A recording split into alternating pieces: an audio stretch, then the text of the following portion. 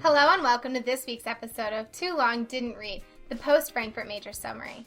I'll go over results in each stage of the bracket and highlights from one of the best games of Dota any of us have seen in a long time, as well as a little bit about the event itself. Now the Major started out with 4 group stages to determine who started in the upper and lower brackets. So the teams along the top were in the upper bracket, and the teams along the bottom started out in the best-of-1 perilous games in the lower bracket. Now we had 8 teams face off in this upper bracket, with EG, CDC, Secret, and Vici advancing on and facing up against each other. EG knocked down CDEC and Secret knocked down Vici, leaving us with what many may consider to be the new El Clasico, EG and Secret facing off in our winner bracket finals. Now the Game 1 draft sees the classic Secret Ember Spirit, Vision-granting Bounty Hunter, Empowering Magnus, and a Dazzle and Tusk for a good level of catch and sustain. EG pulls out the Sumail Timber with an even more rare pick in the Universe Axe. So EG claimed the first racks, Secret needing multiple buybacks to stop EG from taking any more than just the melee here. EG then comes later in the game to assault top, but Secret forces them back without losing any buildings. Now, around 48 minutes in, Envy says hello to a Divine Rapier to try and get the advantage back for Secret in this game. And what's better than 1 Rapier? How about 2 Rapiers?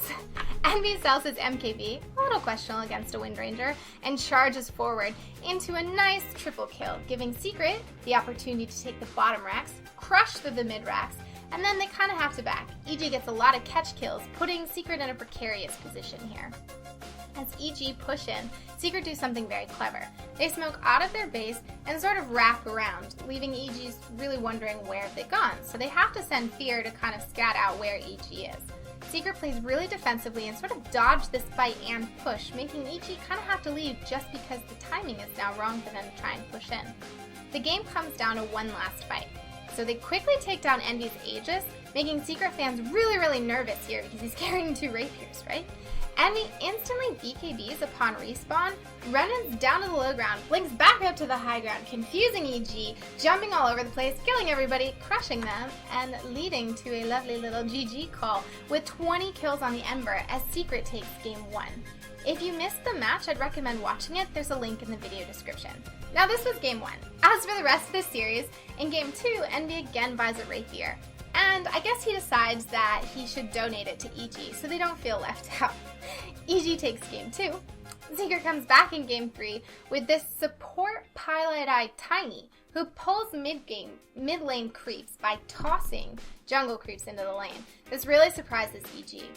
And on top of this, you have a Huskar with Dazzle backup and Snowball saves that turns Eternal Envy into a raid boss that EG's Juggernaut and Ember Spirit just really can't keep back. Secret takes the series and moves into the grand finals, knocking EG into the losers bracket. Now, going all the way back to the start of the tournament, let's talk about the losers bracket. So in the beginning, 7 out of 8 teams were qualified teams, with eHome the only invited team to start in the losers bracket. Alliance, OG, Unknown, and eHome all win their best of ones in advance. They face VP, Mineski, LGD, and Vega. Alliance, Mineski, Unknown, and Vega are all knocked out of the tournament for good, leaving OG as the only remaining qualifier team, and Vega the first invited team to be knocked out. VP face up against OG, and then we have a little China battle with LGD versus eHome. OG and eHome continue their loser bracket run, and then turn to face CDC and Vici Gaming. Now OG knocks out the TI second place finisher CDC, and eHome beats out Vici. Now, as I said, both of these teams came from the very first round of the losers bracket, and they get to continue on. But now, one must go. And continuing their series of unexpected wins, OG takes out eHome in a 2-1 series. And then they move on to face Evil Geniuses. Now, fan support was really strong as OG took on EG. EG stomps them Game 1, but OG rallies to take Game 2 off of EG. Morale stays really high as OG fight through Game 3, taking down the team normally termed the Loser Bracket Kings.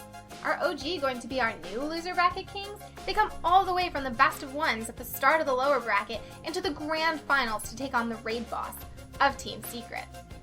Now, Fly and No Tail were members of the old Secret roster, and everyone wonders how the loser bracket run has trained OG. Do they have strats left, or have they revealed everything? Has Secret even had time to prepare? Not many people really expected this matchup to happen. Secret opens up with an Envy mid on Anti-Mage and Pilot Eye Tiny pulling creeps, but before the rune even spawns, there's 5 kills already in the game. And then on top of that, OG continues to be really aggressive on Pilot Eye's Tiny, making it impossible for Tiny to really do anything all game because he got shut down so hard in the beginning. OG continues the aggression and takes game 1 off of Secret. Now, Secret pulls out a Slark in game 2 in response to the Miracle Alchemist, which is an interesting strategy that a lot of times happens in pubs to take on the Alch, but Miracle Alch just ends up way too strong as OG also take game 2. So at this point, are OG gonna 3-0 Secret in the grand finals of our first majors? Game 3, Ember, Meepo, Huskar, by the way, in all of these drafts have been considered, and they do not make it through. They are very, very strong for both of these teams. Secret continues with the Slardar, but they grab the Dazzle for themselves, along with a strong lane combo of Wraith King and Ancient Apparition. They hold the early aggression of OG at bay, and Envy's first item, Blade Mail, tears through the squishy nukers on OG. Secret takes the game as fans shout their name, and we're all incredibly happy that we get a game 4. Now, OG picks a really strong lane combo with that Doom Lich. They also have a Radiant Shadow Fiend, and then at the end, this surprise No-Tail Brewmaster last pick that nobody was really expecting. Secret goes on full greed Alchemist, hoping that Dazzle and Bane can keep people alive in fights and help them transition into the late game where they can overpower OG. Envy has a really hard game on his Juggernaut though, getting his first item, a Battle Fury, at the 20-minute mark, much later than what we'd expect from him. OG sort of steamroll over Secret for this early game, and they take in early racks. Secret tries to hold out, but in the end, OG takes the game, the series, and the championship. And Eagle Song crowns our new lower bracket kings, and the self-made team takes our first ever Dota majors. For the first time since TI3, we also actually see a team excited that they won. So friendship wins out as OG gets to take home the Eagle Song and a grand prize of $1.1 million, as well as a guaranteed invite to the Shanghai Majors in early March. Now, the event itself seemed, from an external viewer, to be incredibly smooth. There were no delays or technical issues. The interviews from Kotogai were succinct, interesting, and not repetitive. There was little downtime between games, because production did a great job of getting highlights from a series ready for the panel to discuss. And on top of that, the panel was very funny, relaxed, and they just managed to maintain enough professionalism to make us remember that they are indeed a panel. I'm guessing that the event was fun for fans as well. There was many signing sessions and chances to meet your favorite personalities. On top of that, in ESL and Europe standards, cosplay was on point. Mine, and I think many people's favorites, was probably Rehab Naked's Elder Titan. I will always love a non-humanoid gender bend who does full body paint. Most impressive. Every time I checked Reddit, there was tons of thank yous, shout outs, well dones, and I didn't see any flames.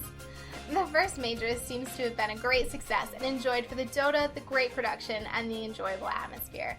Let's see if Valve can do it again in Shanghai. Thanks for watching this week's episode of TLDR. We'll see you guys next time.